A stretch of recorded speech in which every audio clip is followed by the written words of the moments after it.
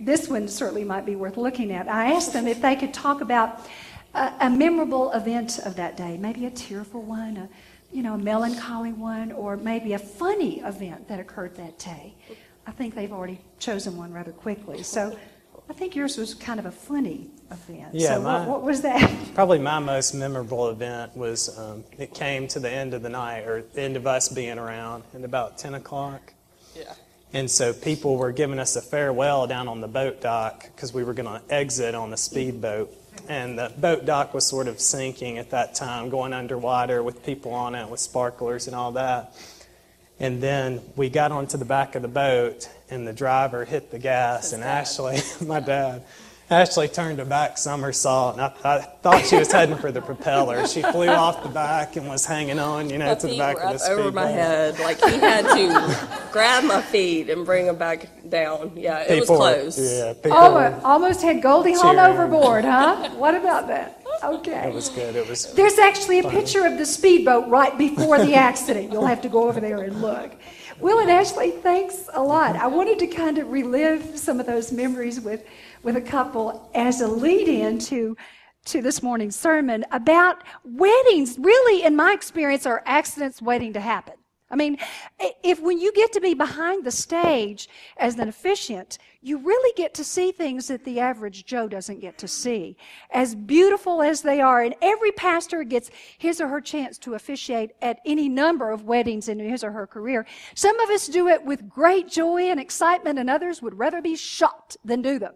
Because you know what it's like. It's the fairy tale. Everything's supposed to be perfect, and life doesn't unfold that way for the most part. So, weddings, accidents, sometimes waiting to happen. I've seen few that did not have some mishaps along the way. When I was officiating at a wedding once, early in my ministry, Annie Laurie was about 3 years old, and she was asked to be the flower girl at this wedding. That was kind of young, and we were staying at a cabin up at Rome and Berry College at Frost Chapel is where the wedding was. And Annie Laurie was 3. I will say a series of mishaps, most of which she caused. The first was at the rehearsal. The bride was getting ready to go down the aisle. Annie Laurie somehow stepped on her sandal and broke her sandal, so she went through the rehearsal barefooted. Her father drove all the way back home to Snellville, which was about an hour and 15-minute drive, to get shoes for her. She should have sent her mother. He came back with, I kid you not, combat boots. That's what he found in her closet. She wore combat boots, kind of, that was in style during the rehearsal ceremony. At the actual rehearsal dinner itself, at a local restaurant, beautifully decorated tables and candles and greenery, fine food, lots of wine. Annie Laurie began to act up. I'd had it. I took my bulletin, threw it down on the table, said, I'm taking her out to the bathroom. I'll be back shortly. When I came back, folks, let me tell you, it must have been a 3-alarm fire, because when I set that bulletin down, it set the table on fire. Everything on the table was burning. Tablecloths, greenery, everything. Weddings sometimes are accidents waiting to happen. If you've ever been a recipient or you've been a host at a wedding party when the refreshments gave out, or if you've ever been a host of a party when the refreshments gave out, you know what an embarrassing situation that could be. This wedding at Cana was no different. It was a series of mishaps that began, or at least the one that was recorded, with the giving out of the wedding wine. Part of the problem might have been the longevity of the wedding festivities, because back in those days, the weddings went on for days and days and days. So for the wine to give out in the midst of a long ceremony is certainly understandable.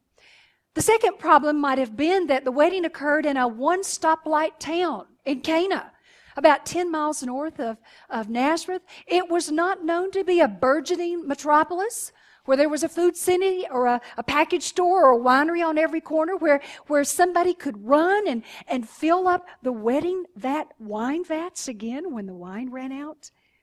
We see that in John's Gospel. This story is the beginning of Jesus' ministry, where Luke's beginning of his ministry started when he was out in the wilderness and then came back for the baptism. We talked about that last week.